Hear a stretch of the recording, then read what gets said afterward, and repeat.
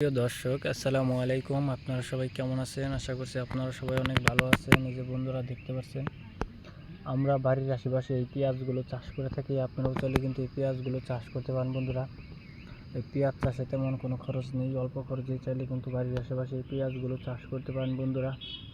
কারণ পেঁয়াজের মধ্যে রয়েছে প্রচুর পরিমাণে ভিটামিন বন্ধুরা, যা খেলে বন্ধুরা আপনারা অনেক উপকার পাবেন। এই অত্যন্ত উপকারী এই পেঁয়াজগুলো কিন্তু আমরাই নিজেরাই বাড়ির আশেপাশে চাষ করে থাকি।